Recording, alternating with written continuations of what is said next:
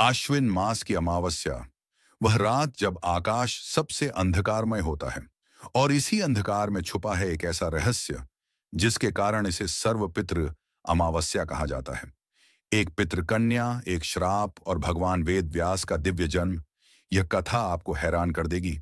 तो जुड़े रहिए अंत तक, क्योंकि असली रहस्य यहीं छुपा है। पितृपक्ष का अंतिम दिन सर्व पितृ अमावस्या। कहा जाता है कि इस दिन किया गया श्राद्ध और तर्पण हर उस पितर तक पहुंचता है जिनकी तिथि, जिनका नाम तक हमें झात नहीं। लेकिन क्या आपने कभी सोचा है आखिर क्यों इस दिन की इतनी महिमा है? इसका उत्तर छिपा है एक अद्भुत कथा में। बहुत समय पहले पितृलोक में दो तेजस्वी पितृदेव थे, अग्निश्वात और बर्हिष्पद। उनकी मानस कन्या थी अक्षोदा। अक्षोदा ने आश्विन अमावस्या पर पितरों को प्रसन्न करने के लिए कठोर तप किया। उसकी तपस्या से पितृलोक कांप उठा और एक एक कर सभी पितृदेव उसके सामने प्रकट हुए। लेकिन तभी अक्षोदा की दृष्टि ठहर गई। उसकी आंखें एक तेजस्वी पितृ अमावसु पर टिक गईं। वह अपलक उन्हें देखती रही और अचानक बोली, वरदान में आप मुझे स्वीकार करें, मैं आपका संग चाहती हूं। एक क्षण को पितृलोक में सन्नाटा छा गया। फिर गड़गड़ाहट जैसी आवाजें उठीं। अक्षोदा, तुमने पितृलोक की मर्यादा तोड़ी है। सभी पितृदेव क्रोधित हो गए। उन्होंने श्राप दिया, अब तुम्हें पितृलोक छोड़कर पृथ्वी लोक जाना होगा। अक्षोदा का हृदय टूट गया। वह पितरों के चरणों में गिरकर क्षमा मांगने लगी। तब पितृदेवों का हृदय पिघला। उन्होंने कहा, तुम मत्स्य कन्या के रूप में पृथ्वी पर जन्म लोगी।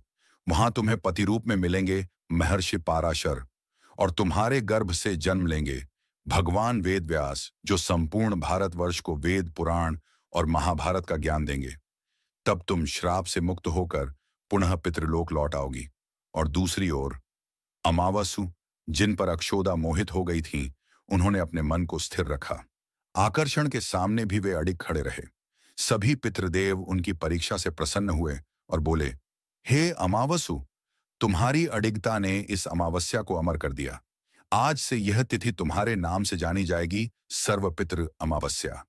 यही वह क्षण था जब यह तिथि पितरों की तृप्ति के लिए सर्वोच्च मानी गई। सर्वपितृ अमावस्या हमें यह याद दिलाती है कि हमारे जीवन में पितरों का आशीर्वाद ही सबसे बड़ा खजाना है। इस एक दिन का श्राद्ध उन सभी पितरों तक पहुंचता है जिन्हें हम भूल चुके हों या जिनकी तिथि हमें झात न हो। आइए, इस पावन दिन हम सब मिलकर अपने पितरों का स्मरण करें, तर्पण करें, दान करें और उनकी आत्मा की शांति के लिए प्रार्थना करें। अगर यह कथा आपको रोचक और ज्ञानवर्धक लगी तो इस वीडियो को लाइक और शेयर जरूर करें। अपनी राय कमेंट में बताइए। हमारे साथ इस भक्ति परिवार का हिस्सा बनने के लिए चैनल को सब्सक्राइब करें और नई पौराणिक कथाएं सबसे पहले पाएं।